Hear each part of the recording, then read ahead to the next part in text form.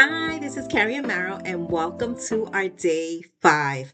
Now, today we're going to talk about what truly determines the success or the failure of your strategies, and that's your emotional pattern. Because here's the truth, you don't execute from logic, you execute from emotions. If you really think about it, your team isn't really responding to your words, they're responding to your emotional tone that you set for that particular event. For me, this awareness has worked time over time, continuously reminding myself that I am after results. I am after execution in my team, and whatever frustration might be coming up right now isn't going to benefit me.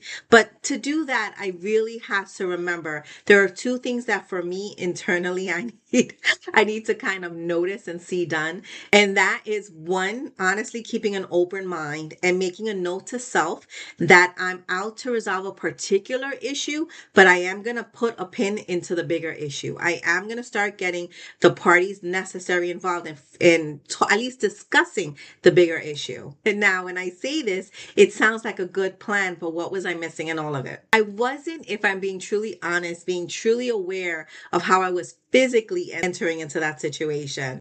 I'm not happy to say it, but there were times that I had that slanted head and that parent stare or that inhale and exhale and that leg tapping going on. I wasn't aware that was coming across that way. And what this causes the person on the receiving end of that assess the situation. Either they were going to change what they were going to tell me, they were going to shift their tone, and they were even going to shift the way they executed outside of my presence. And I started realizing I was missing the most important part because I wasn't clearly seeing that execution at the end. So what did I start doing? I even did this with my kids. I started setting up awareness triggers for myself. And honestly, this was a game changer because I started realizing my first job was to regulate myself if I truthfully not only wanted to resolve this particular issue, but really understand the underlying problem. So when my my mind started signaling that I was really under frustration, I had to remind myself, honestly, that I'm here to get results. First and foremost, I'm here to solve a problem. And to do this, I honestly needed my team and other areas of the organization to feel heard when we were talking about ways of resolution or how are we going to present and walk through remedial actions of a specific problem, right? And this is where continuously reminding myself to have an open mind and work in steps, automatic responses, really helped me and allowed me to honestly help others in whatever journey or whatever issue we had to face. And this also held true for my consulting engagements. I had this one consulting engagement where I had told them like 8 months in advance, hey, listen, you're going to have a cash flow problem if this specific thing wasn't being addressed. And they said, yes. Don't worry about it. We got it. And I said, okay, no worries. I went on my merry way. I check in from time to time. And sure enough, I get that phone call. That phone call about 7 months later where they're like, hey, listen, we're running out of money. And I'm like, okay. So what did I do? I spoke to their accounts payable team. I spoke to their accounts receivable team. I understood what sales looked like for the up and coming term. And I walked through potential remedial actions that they could possibly take. Now, you would think that they would be happy about this, right? Well, they weren't. Why weren't they? Because I was calm. And quite honestly, their first response to me being calm was she doesn't care. And honestly threw me back because I was like, it's not that I don't care. Is if I get on that same train you're on, we're not getting anywhere. To be honest, I knew I was doing the right thing because I can't jump on that same train you're on, or else we're all gonna fall off the cliff. And that's not, again, why I'm here. That's why really understanding yourself and really understand what your core purpose is and what you're really trying to get out of this is super key. And here's the thing that we all know, and I'm gonna say again, your decisions aren't shaped by your plan. They're shaped by the emotions you bring to that very moment. And that's where emotional intelligence, I will say it again, is not a soft skill, it's leadership precision. Because unless you're open to consciously creating new emotional patterns patterns, you repeat that old behavior that got you into that situation to begin with.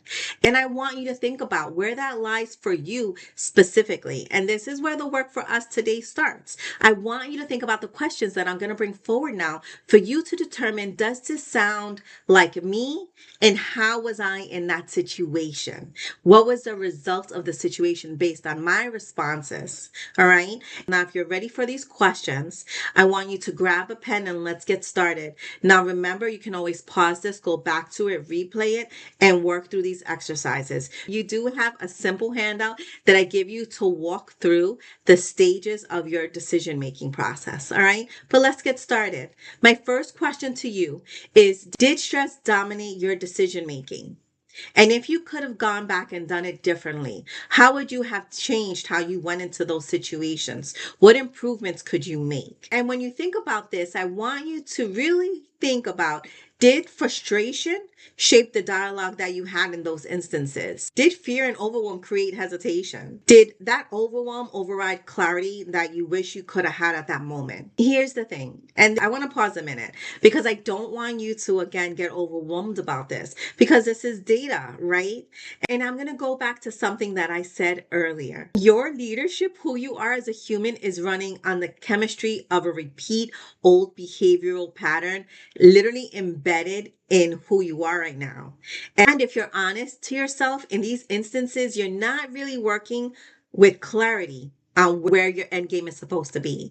So being self-aware and building little triggers and scripts is super important to keep you on, I want to use the word sane path, like that path that you know you're confident in being on. And like I always say, it starts with reflection. I want you to reflect on challenging times when your behavior in this past year, this past season did cause you to react or did cause outcomes that you are not honestly proud of. And the reason why I want to hit this point really hard is because I guarantee you it's not probably the first time or it's not going to be the last time that you run into these instances. So honing in on what's going on within yourself and building that script and that awareness is really going to help you a lot. All right. So let's start thinking about data points, because this is about me and you and data, no judgment. Okay. So I want you to start thinking about times where you reacted instead of responding. When you're in a meeting and you feel tense and rushed and mentally crowded, where those small issues that are coming up are just making you feel overwhelmed and you overreact, or you hesitate because you feel fear of like having a conflict with somebody that's not what you want to deal with right now. And that causes communication to break down and friction to build in your team, right? And in these situations, if you're really honest with yourself, you didn't regulate before entering into tough decisions or tough conversations. Stress made you default managing what's going on instead of leading a team that you need to show up every day. If you honestly take a minute and think about this seriously, you can quite frankly see how emotional patterns have been contagious throughout your whole organization. You can probably put a pin in every instance where an emotional pattern was contagious in a good way or a bad way. And this, quite frankly, is so easy to address. It just has to do again with self-awareness. I, thinking about it right now, can point out times where I was in the most funky, mad, frustrated, overwhelmed mood. And I would come around my kids or pick them up from school or come home and they would be laughing amongst themselves, doing like kid stuff. And I would just start cracking up. I would just start cracking up and realizing how blessed I am and how these are the moments that I should be cherishing, and why I'm letting little things past that boundary and having me simmer like in a pot getting mad. Quite honestly, that's when I started realizing I need to kind of shift the way I'm addressing the situations in my day to day because it's honestly not productive and not healthy. And now this can work in the opposite direction as well. I've had instances where I walk into my day ready, super happy, ready to execute. I'm on a roll. And I walk in, literally, my first good morning is to someone who is miserable on life, not just on their job, but on life. And if I don't set up that trigger and that alert system, then that can honestly be toxic. It can honestly bring me down from where I am right now, ready to conquer the world. And that's why I say your emotional pattern, your triggers, when you're kind of on relax mode and something kind of sneaks in, understanding that is key for you to be like, whoa, whoa. Whoa, is this a positive? Is this a positive impact to me right now? Or is this a negative impact? And if it's a negative impact, you gotta go. Literally, you gotta go. You gotta go. This isn't beneficial, so let's move on.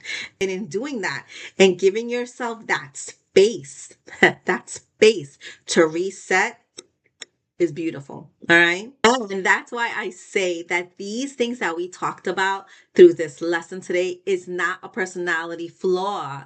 They're not personality flaws. It's emotional patterns that just remain unexamined. And honestly, this examination and this assessment and these things don't happen overnight. But the good news is that once you notice them, you start developing the possibility to change. Because here's the thing, I'm going to repeat it again. Emotional intelligence impacts everything from your hiring to your firing to your delegation to feedback to your accountability to how trust is created within your team, how conflict resolution occurs within your organization, and how execution happens consistently. We are all humans. We don't follow strategy, we follow emotional energy. When you shift your emotional patterns, you shift your entire organization. And again, I really want you to hone in and think about this. How did you show up when you were trying to implement a strategy? How did you come across to others in your body, in your language, in your tone, in the way that you physically presented yourself in that situation? And honestly ask yourself, did it impact the situation in a positive way or a negative way? Now I'm going to get a little tough here, but here's what leaders forget. You can't lead people who are emotionally disconnected from you. You can't hold people accountable when you avoid to have uncomfortable conversations. And you can't create high performance environments from a low regulated state. Your emotion sets the tone. Your regulation sets the standard. And your pattern sets the culture. And this is all data. This is not a character flaw. This is not a leadership flaw. This is just where you are at the moment. And being honest about that will set us free. So, are you ready to learn about the 3 action steps you can take right now? Are you ready? Number 1, reflect and identify those emotional patterns in this past year or this past season that didn't work to your benefit. I want you to ask yourself the following questions. Now, again, pause, rewatch, use the handout or use a journal to work through this exercise. And let's get started. What emotions influenced your decisions the most? How do you feel about that? What result did it give you? Okay. Where did you react instead of lead your team or organization? What situations triggered the strongest emotional response, and was it good or bad? Which ones helped you and which ones hurt you the most? Awareness changes everything. So please keep that in mind. This is just data. That's it. Just data. Okay. So, number 2, I want us to pause and reflect on our habits. Before major decisions, do you actually give yourself the space to pause and breathe and shift your state? You can shift your state in whatever way works for you. I mentioned to you earlier how I noticed my simple state changes happened from seeing my kids cracking up on a situation or just actually walking into a room and people being angry or frustrated or in there or complaining about something. So if you can understand what shifts your state, you can understand how to address it and not just have it come sporadically. Okay. And I got this from my kids when they were little, but it honestly, it works. Okay. When I'm feeling stressed or overwhelmed, not only do I recognize it, but whenever I can, I'll close my office door and I'll literally start jumping up and down, waving my arms, like just laughing. But I actually start laughing for real because I imagine if somebody literally walks in and sees me doing this, they're going to think I am bad, bleep, bleep, crazy.